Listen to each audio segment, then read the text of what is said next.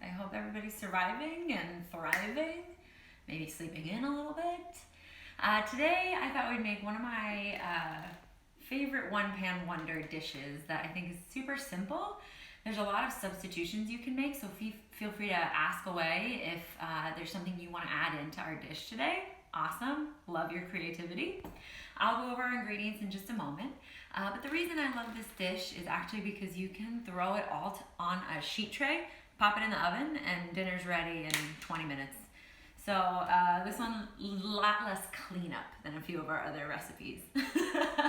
While this food's cooking off in the oven, I also thought it'd be fun to show you a couple tricks for making some fun garnishes.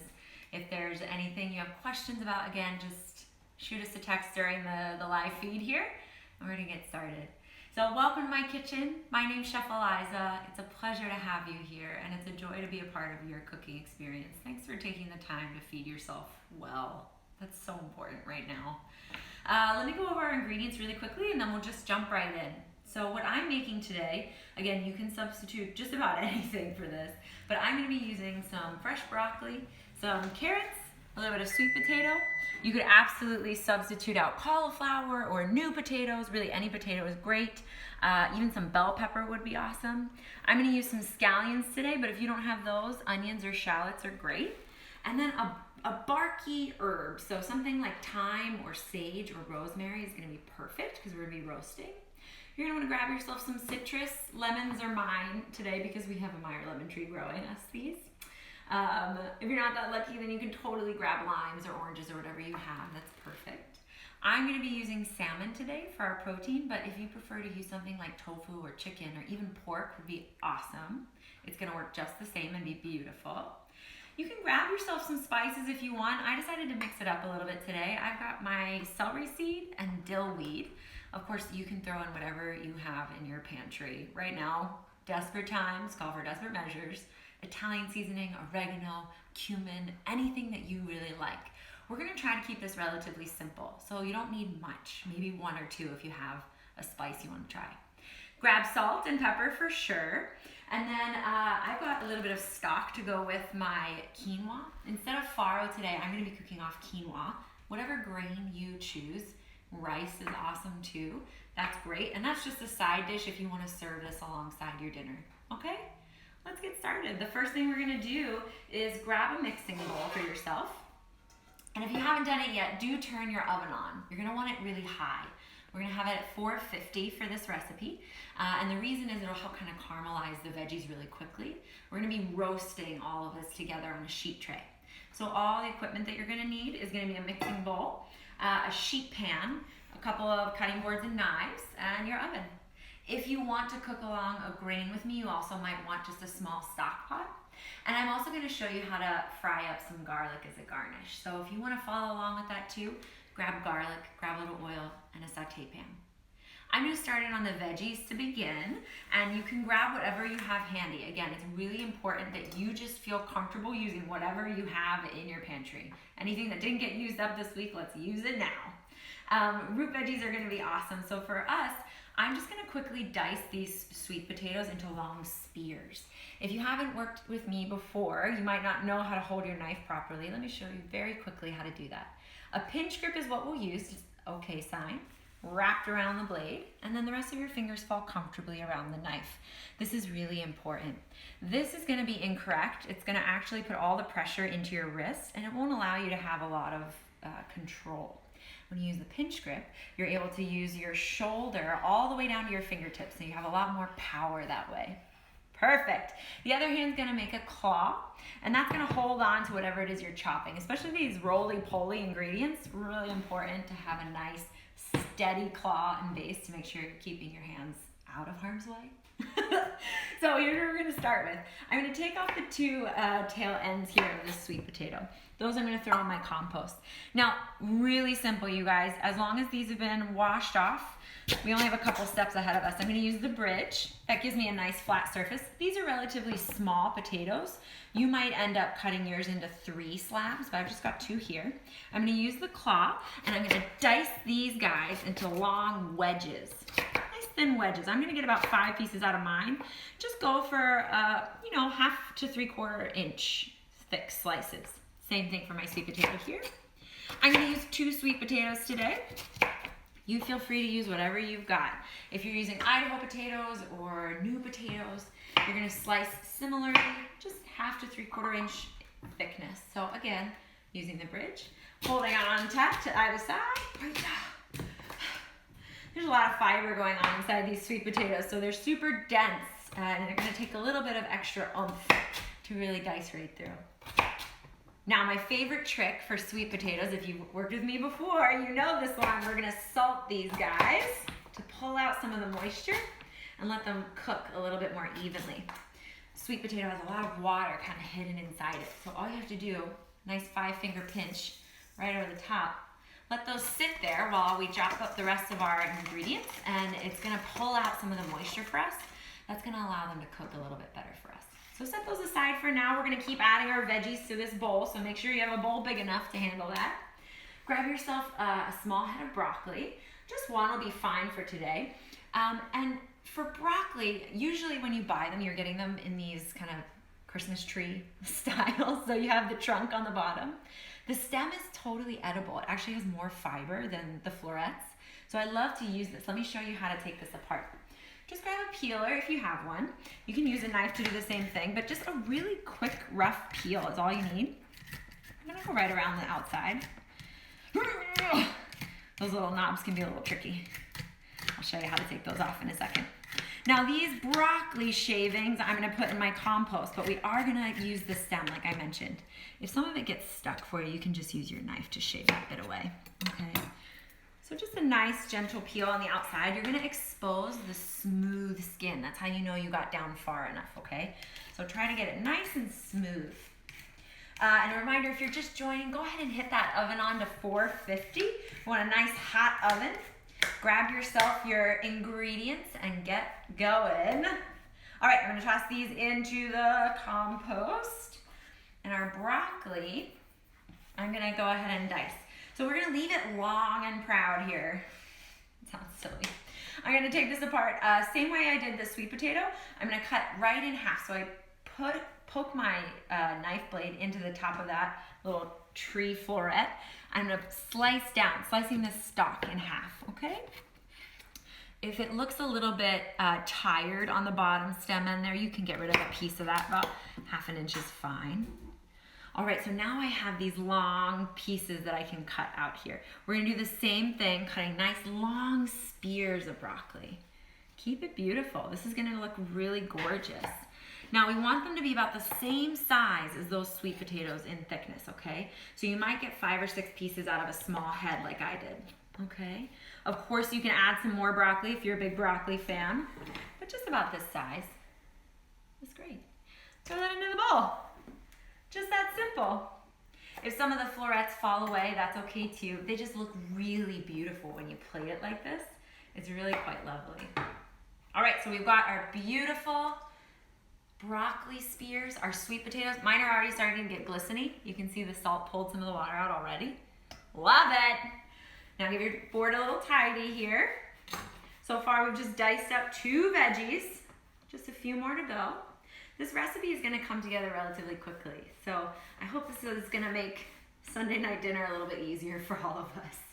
Any of these leftover veggies after they're roasted are really delicious to add to a stir fry, or throw on top. If you like savory porridge, throw it on top of that. It's perfect.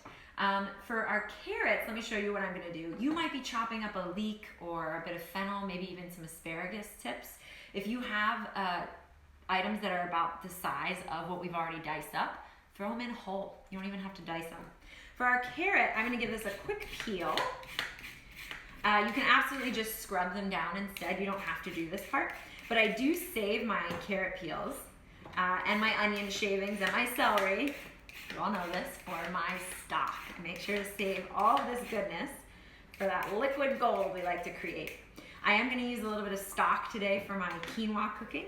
So this is a nice bit of carrot that I'll just save. So what I do is I start a gallon bag of onion, carrot, celery, peeling, shavings, and parsley stems. This gets put in the freezer. As it fills up, and when it gets to the top, then I know it's time to make stock. So this is just all I do. A lot of you were curious last week what that meant, so here we are. I'm taking off the head and the tail of our carrots using my claw and using my pinch grip. Again, these are gonna go into my stock bag. And this is what I'm gonna turn that into eventually. So I've got my carrots ready to go. Anything that's a little bit longer than your knife, you're gonna wanna cut in half to be able to make it manageable. So give this a little dice. And we're gonna cut these carrots into similar size of our sweet potato. So again, we're gonna use that bridge, slice right in half. And nice long thin dices are perfect. If you're using baby carrots or even rainbow carrots, those are really beautiful too. You can absolutely be using zucchini or squash instead of some of these veggies. That would be terrific. This dish is meant to incorporate pretty much anything that you have in your pantry. So don't be shy about adding in new and exciting things to whatever we're making here today. So just 2 carrots, again, using the bridge, making flat surfaces, just turning into long thin spears. Part of the reason we have the oven on so high is because I am cutting these into larger dice than we've done in the past. So we want to be able to cook it a little bit more rapid fire. Got some beautiful colors going on in here, you guys. So far, I've just diced up sweet potato, broccoli, and carrot. Let me know what you've chosen to put in your dish. I'd love to hear the varieties of things you're using. It always makes it fun when people are mixing it up and doing a little bit different cooking. So I'm gonna pull out my olive oil. We're gonna need that in just a moment. The other thing I'm gonna grab are my scallions here, my green onions. I do like to show you, this is how I store my herbs. Just a little damp paper towel wrapped around the root end, whatever the stem end was. Those are not edible. Don't eat the rubber bands. So for our scallions, you guys, here's what we're gonna do.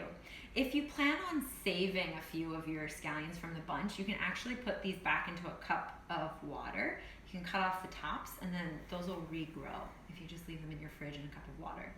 If you are gonna use the whole thing today, that's great. Let me show you how to clean these. You might wanna just give a little rub down to get that outside peel off. It's similar to the onion, it's in the onion family. So you wanna take off just that little papery outside layer if any of it exists. You can kind of see it'll peel away for you. Just like that. If it's a little bit brown, you wanna get rid of it. So just tug it all the way down. We're gonna snip off these little hairy ends, those little root ends. Just line up your scallions, little ducks in a row. These I also add to my stock. So I save those bits. They're in the onion family, they can go in there. And then I just give these a little turn. If you notice any wilted leaves, you can get rid of those entirely, but let's just trim off the sort of rigid edges here. We're gonna get rid of those. A nice little trim. Again, I'm gonna save those. They're going into my broth. Now, if your scallions are relatively fat like this one, let's cut that one in half. We're gonna handle it exactly the same way as we've been chopping. Using a bridge, you're gonna slice right through. Now I'm gonna use the tip of my knife, just slice right on through. Magnifique, just that easy, adorable. And you can do this for all of your scallions if you like. If you're using maybe a shallot or a red onion or white onion today instead, beautiful. Just go ahead and slice them into half moons and keep them about the same size as your whatever other veggie you've cut and put in there. I'm just cutting these in half because they're gonna turn into a little bit of like a fried straw in the oven. I like to make them a little bit thinner, just so you can get a nice caramelization on them when you roast them in the oven. So our roasting technique is something that I think is really important. Once you're able to roast something, you can cook so many different things, so many different ways. Roasting is just using a dry heat. So all you really need is your oven to be able to do it. So roasting is something that you can do for all kinds of dishes. It'll come in handy. So if you get this down today, I think you're gonna be in like Flynn. Okay, you guys, that's really all there is to it. All we had to do was cut up our veggies into these long spear shapes. That looks beautiful. I'm gonna set these aside for a moment. We're gonna keep those at the ready for us, but those are now ready to go. What you can do next is go ahead and slice up your citrus. So I'm gonna grab just 2 lemons for myself. They're a little bit small. Whatever size you have is great. This is gonna go on top of your protein. So our veggies are gonna get tossed with a little bit of olive oil, salt and pepper. If you want 1 or 2 spices from your cabinet, that's it. We're keeping this really fresh and simple. The protein I'm using, salmon, I'm gonna use the lemons for today, and that beautiful barky herb we talked about. You can use thyme or you can use sage. I'm gonna use rosemary today. For our lemons, we're just gonna turn them into half moons. So again, same technique, using the bridge, and I'm gonna slice these guys right in half. Now I'm gonna follow the line of the lemon and make these little half moons, these little smiles. Oh, it smells so good. I love Meyer lemons so much. Isn't they pretty? Love it. One more. Are you having fun? So much fun. Okay, these beautiful lemons we're gonna line our tray with. If you have a couple left over, that's awesome. Something I do like to do, if you have one more ready to go, you can make a little garnish out of this way. I leave the lemon whole, so rather than cutting it in half, I leave it in its full circle form. And then if you slice using the tip of your knife right up to the center, little radius, you can make a little lemon wheel wedge. It looks really pretty. We're gonna set those aside for now. And we're gonna get going on the salmon. So I'm gonna put these in their own little separate bowl for a moment and clear some space for my protein. Is everybody doing okay? Are there any questions coming up or anything I can help answer? This is relatively simple, so I hope that this makes dinner easy tonight. I will tell you, I do save some of the skins, some of the peels from lemons, and if you add them to vinegar, it makes an all-natural antiseptic that you can use on your countertops. It's really nice and smells good, and there's no chemicals in it. I'm gonna move some of this stuff out of the way. Whoa, compost. And I'm gonna grab myself another board. I like to use plastic boards for my proteins. Not necessary, but it is something I like to do. I'm using salmon today, like I mentioned, and mine still has the skin on it. So I wanted to show you a trick for getting this off. The reason I don't wanna I love using fish skin and I love searing fish with the skin on, but we're using a roasting technique today. So when I put this skin down on my sheet tray, it's actually gonna steam and the skin will get soggy. It won't be crispy. So I'm gonna get rid of it for today. If you decide you'd rather pan fry your fish, you can absolutely keep it on, but I'm gonna get rid of it so it doesn't get that soggy wet bottom on it. Here's how we're gonna do this. I'm gonna use that claw and I'm gonna insert my knife about a half of an inch in on the skin of the flesh here. So I'm gonna make a little indentation, but I'm not gonna cut the whole way through. I'm gonna start tilting my knife, wiggling it back and forth, just so I can get in contact with the skin. So now look, I've created a little handlebar here for me to hold onto. Gripping onto that skin piece, going very carefully, you can wiggle your knife back and forth, and you can also grip the skin, and getting it really good and taut right up against your knife is how this is gonna come away cleanly and easily. You should have a really sharp knife when you're doing this. Of course, a fish knife is the best. It's gonna have a little bit of flex and bend to it, but just this quickly, the skin comes away, and you've got a perfectly clean fish. Beautiful. I'm gonna compost this. If there are any pin bones still left in your fish, you wanna get rid of those as well. Okay, so make sure you're using tweezers to get those out. You just give a little feel right down the center. I'm gonna rinse this off to make sure all the scales are taken away. And set aside. Beautiful. You can see I've left it drying on my paper towel. It's not quite as important to dry your protein if you're gonna roast it the way we are. That's really essential if you're gonna pan fry it, if you're gonna use an oil to fry it. So one more time, here I go again. I'm gonna insert my knife, making a little handlebar out of the back tail end here. Bracing my knife up against my fingertips and against the flesh of the fish, I'm gonna gently saw back and forth. Once I have enough leeway here with the skin, I can grip onto that using my fingers and gently tug back and forth. If you hold onto the skin really tightly, it gives a nice reaction here for the fish to brace up against your knife. So you can tug onto the skin and that helps your knife to slice right through. Now remember, the back end of your knife is gonna be the really strong point here. Okay, there we go. Skin removed.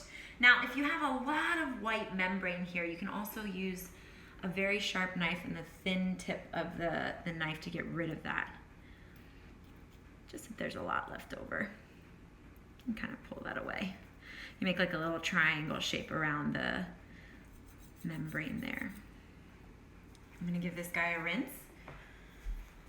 And there you go.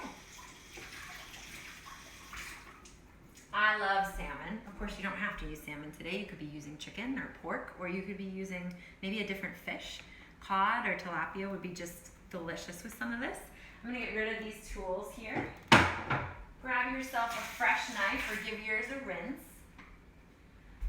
Tidy the station a little. No fish scales in our food today, please. Awesome. Okay, we are ready to get moving. Grab your rosemary. That's the very last step here. So if you've just hopped on, all we've done is turned our oven on to 450.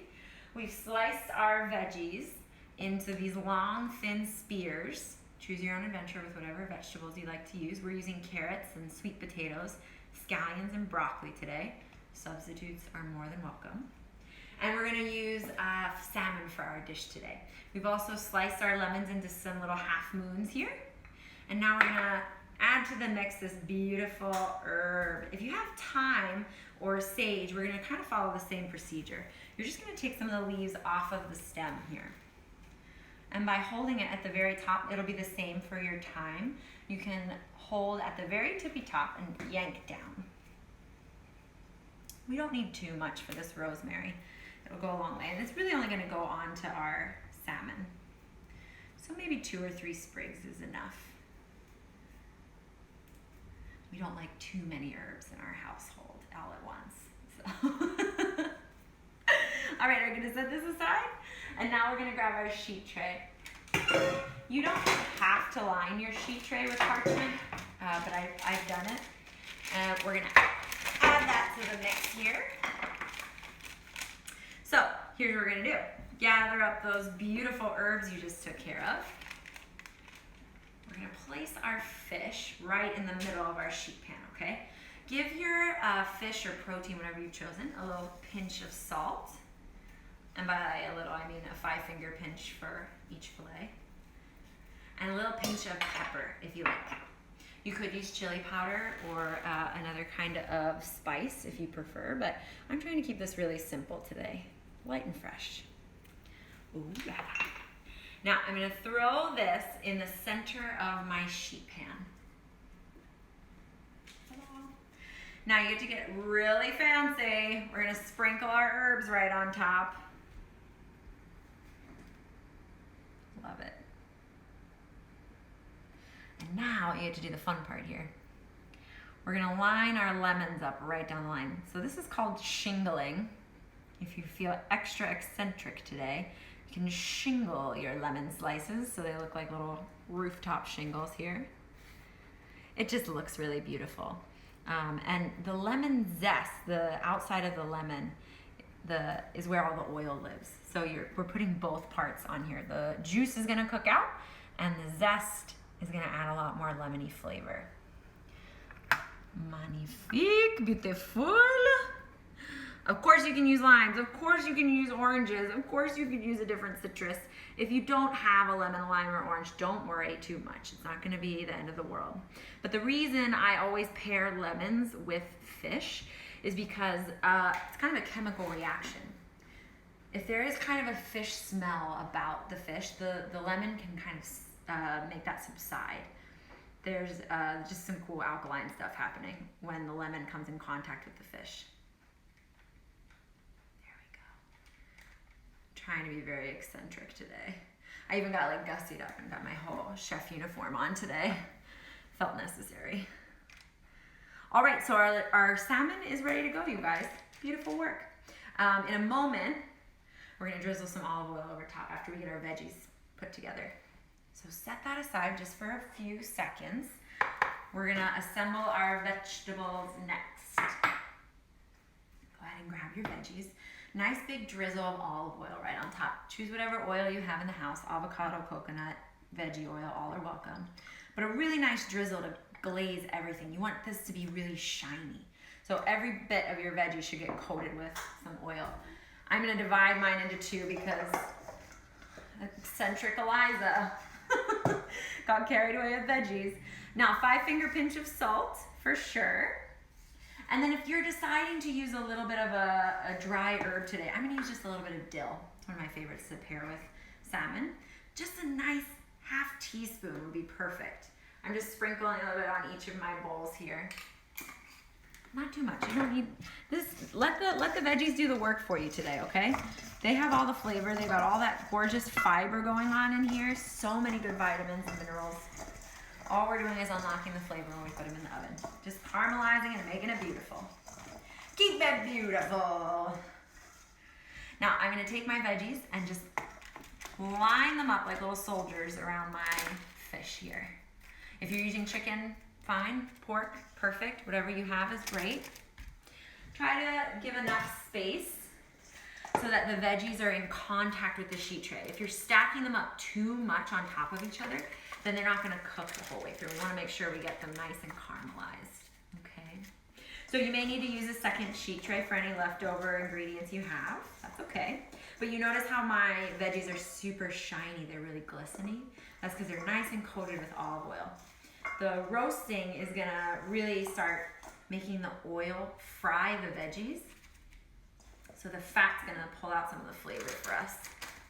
Isn't this beautiful? Look how easy this was. This is also super fun to serve just like this out of the oven. It's super gorgeous. Love it. Some of my scallions are just gonna kind of right on top. Woo! I'm an overachiever. I'm gonna fit it all on here. I'm gonna do it. Awesome. All right, you guys, if your oven's not on, make sure it's up to 450 before you pop this in, okay? Save these for a rainy day.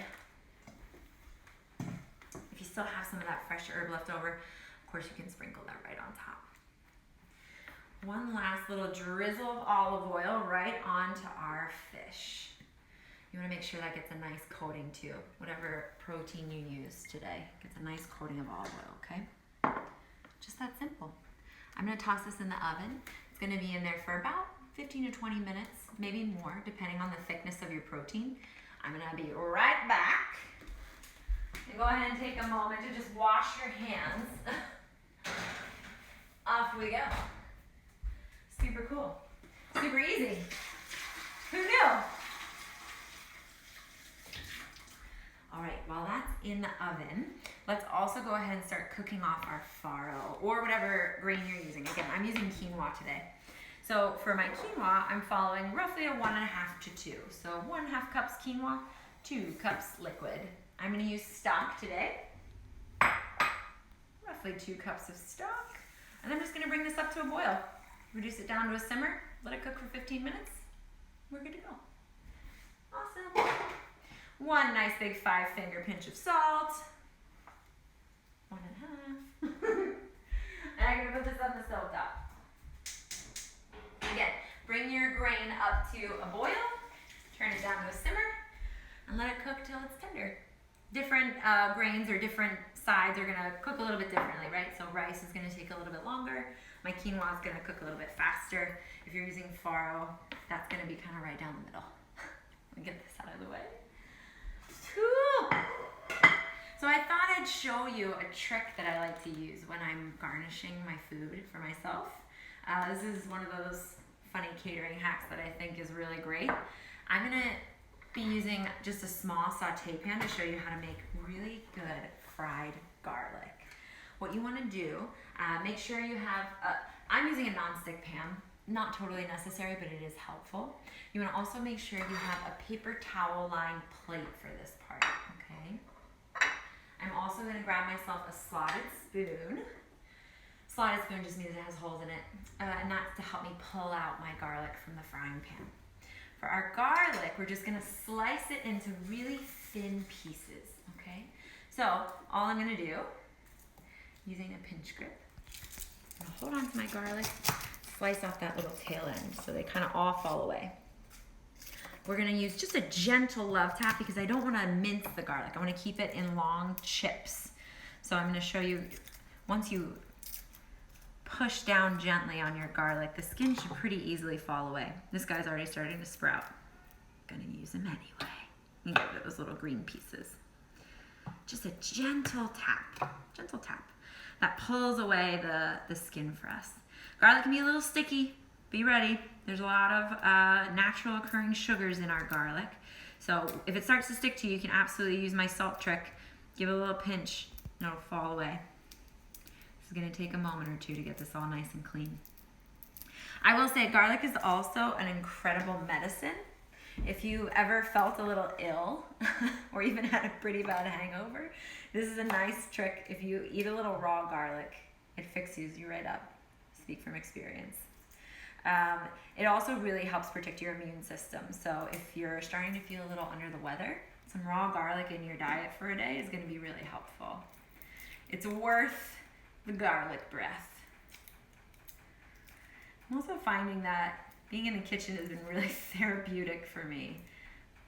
Doing some of these sort of consistent tasks, some of these things that make me use my hands a little bit more, are really helping to kind of release some anxiety that we might all be feeling at home right now.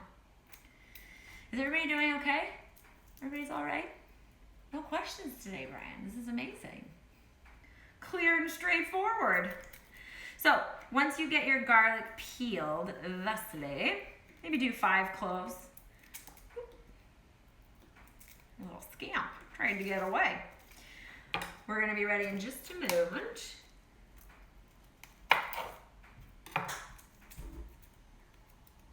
Cool. So once you get your garlic peeled, have your olive oil at the ready. We're going to fry this garlic gently. I really do love using olive oil for this. If you don't have olive oil in the house, totally okay to use something else, but I just love the flavor it imparts. And then the cool part about this is you get garlic oil out of it.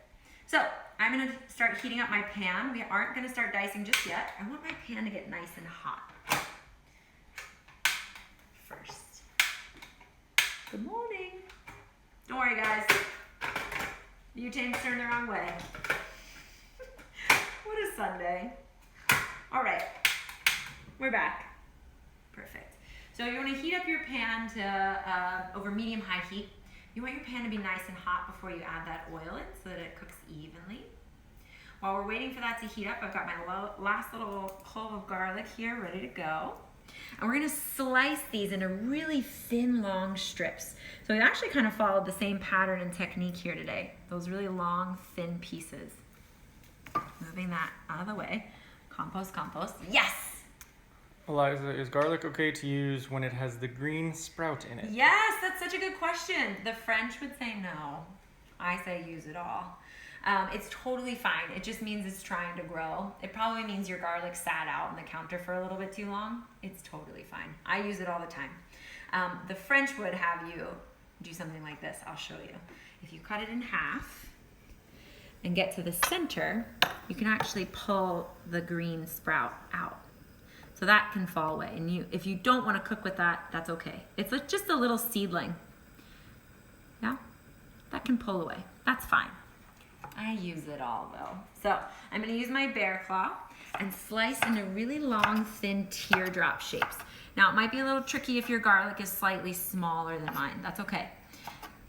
Just try to get as narrow as you can. Nice thin strips or slices. We want them to be really even.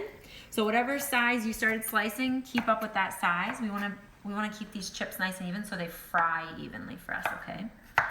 If you're about halfway through your garlic, your pan is probably getting hot enough to add oil into.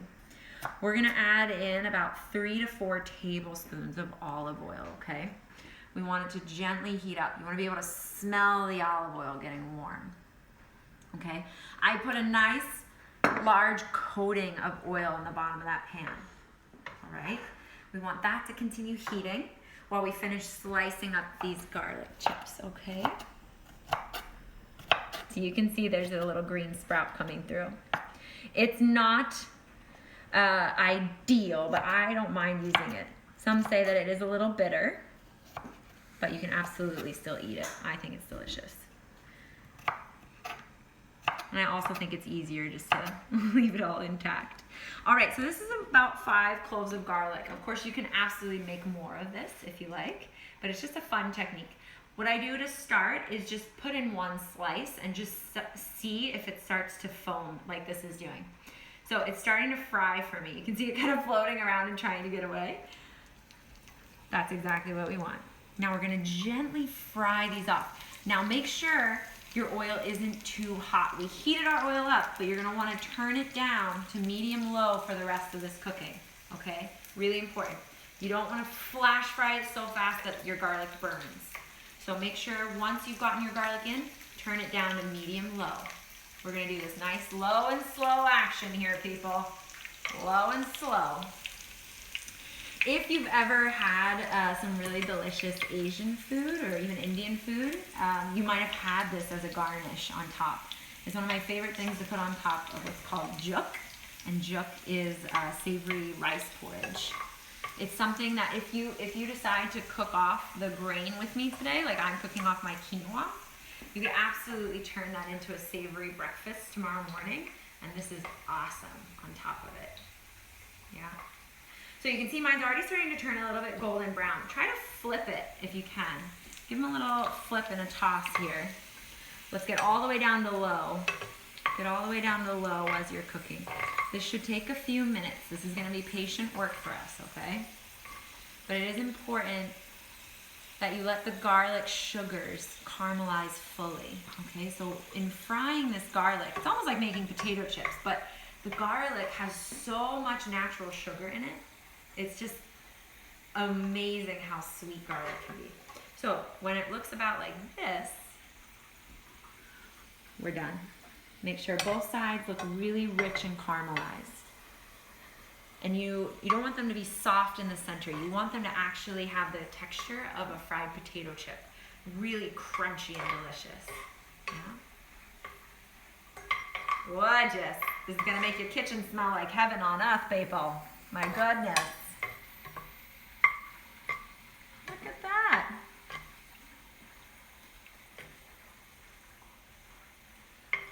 So the reason I let it drain on a paper towel is because I do want to keep these for longer than a day.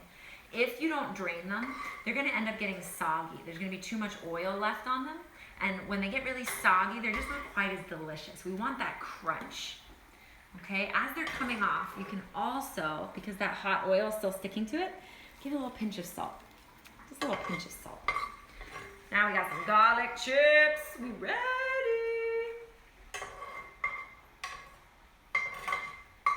I'm telling you guys, this is like the best trick. It's so good to put on top of almost anything. You put this on top of fried rice. You can put this on top of your scramble in the morning. Put it on top of mashed potatoes. Love it. All right, now turn that flame off. But now, if you strain this oil out, you have garlic oil. Pretty delish. You're welcome. Cool. Now, what I'm looking for here, just a reminder, you can kind of hear it. If you listen closely, you can hear that it sounds deeply fried. There's this nice little crunch sound happening, okay? Using all my senses when I'm cooking. Let me go check on our quinoa. It's just gonna need another moment or two. But it's off to a boil, so I'm gonna turn it down to a simmer. Simmer down now. We're gonna let that keep sprouting. Go ahead and check on your salmon as well. Let me show you what's happening to mine. You're not quite ready yet. We need a little bit more time, but the colors are unbelievable. Look at this. Look at that vibrant color coming out of the sweet potato and carrot. I can see my salmon starting to release some of its juices. That white juice is really cool. It's exactly what we want. Now, I'm looking for just a little bit more color. I want a little bit more caramelization for this to be called done, okay? Back in we go. We have about 5 minutes more, okay? I'll show you what I'm looking for in my quinoa. Any grain that you're using is great. I'm gonna talk just a little bit about quinoa right now. So quinoa is a seed, and it's a really powerful seed. There's a lot of omega-3s in quinoa and really good nutrients for you. When I'm cooking it, What I'm looking for are those little sproutlings to pop out. When it grows those little tails, the seed actually sprouts in the hot water. So the little tail is kind of your sign that it's nearly done. I'm waiting for it to absorb a lot of the moisture, but if you remember from one of our first cooking lessons, we made a quinoa noto, like a risotto style quinoa. It can get kind of thick and starchy if you add a little bit of dairy, a little butter or cream. Delish. Perfect. All right, I'm gonna give us a little tidy. Our dish is gonna take just a moment or two more. Anybody else have any questions about what we've done so far? Nine? Nicked? Nada? Cool. So let's talk about next week. It's Mother's Day. Who else forgot? If you are interested, I am going to be running a Mother's Day class with culinary artistas. We're going to be making galettes. I'll be posting more information about that a bit later. But if you want to sign mom up for something fun to do together, that would be super special to see you there. We're going to host it like a Zoom chat. So it's going to be a Zoom cook-along. I can get you more details, more to follow, but that's what we'll be doing. It's going to be a different time next week. So I'm going to be doing that in the morning, West Coast time, 10 a.m., which is 1 p.m. on the East Coast side. If that's of interest to you, I'll be posting details shortly. You guys, this is actually really special for me to continue doing this, and as long as we're in quarantine, I will continue to have recipes ready to go for you. Please send me suggestions or requests. I'd love to know what it is you want to eat. Anything you're interested in learning how to cook, let's figure it out together. Let's do it. Okay, so while we're waiting, I'm just going to finish cutting up a few more lemon wheels so I can make a really beautiful garnish. Your dish is going to be done in just a few moments, and you're going to be ready to serve. If you're not quite ready to eat, that's okay. You can always pop this dish back in and reheat it.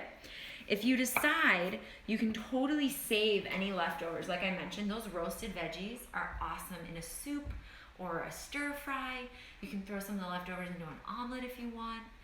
The leftover salmon is really good too for on top of a bagel with cream cheese.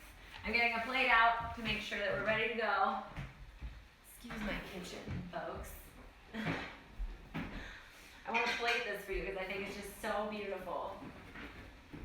I'd love to hear if there are other proteins you're using today, if there's other items that you've cooked instead of what we had on the grocery list. Any variants on the theme is awesome. I will be posting this recipe and this video from today on my website. My amazing brother-in-law helped me create a gorgeous website. It's called FEED.elizathechef.com. So if you want to visit that and revisit this recipe, it will be posted on there under my cookbook tab. So get ready for that. I think my quinoa is nearly finished. Ooh la la! So just like rice, my quinoa is making those little bubbly holes in the center. That's my cue. This is just about finished. This can keep steaming itself. The reason my quinoa looks a little bit darker than yours might at home is because I use that veggie stock. My veggie stock almost always has red onion skins in it, so that kind of changes the color of my stock. But this is done. This is ready to get served with my gorgeous salmon dish. Look at that, just a little fluff. We love that. All right, I'm gonna plate this. Just give me some spoon. Okay. We gotta sing on Sundays. I think that's the new rule. We're singing on Sundays while we cook. Take another peek at your protein and veggies in the oven, friends. Oh yeah. All right. That's looking gorgeous, people. My goodness. My goodness. Now, depending on your oven temperature and depending on what you are working with as far as the veggies you chopped, you might need a few moments longer. That's okay. A really beautiful way to plate this is just to simply grab yourself a spatula. I have a fish spatula, or you can use just a traditional plastic metal spatula. And give yourself a little scoop of some of these veggies. Line this up. Look at that. I mean, come on. Are you kidding? My goodness. Now yours might still need a little bit more time. If you want a little more color, that's awesome. Those scallions have done a magic trick and turned into these beautiful kind of crispy straws. Look at that. Oh my God. Dinner fit for a queen. Can hardly stand it. You guys, that's it. We did it. We did it. Proud, impressed, delighted even. Can add a little extra juice if you want, a little extra frill. Why not? We earned it. You guys, thank you so much for joining me today. This has been super fun, and I hope you found it super easy. I hope you join it next time. And of course, we're going to be doing our Mother's Day special next week, and we'll reconvene the following Sunday. Thank you for joining me in my kitchen. It means a lot to see some familiar faces here and some new ones. I hope you enjoyed cooking with me, and I hope you enjoy even more eating this delicious piece of artwork. Thank you again. I'm Eliza the Chef. We'll see you next time.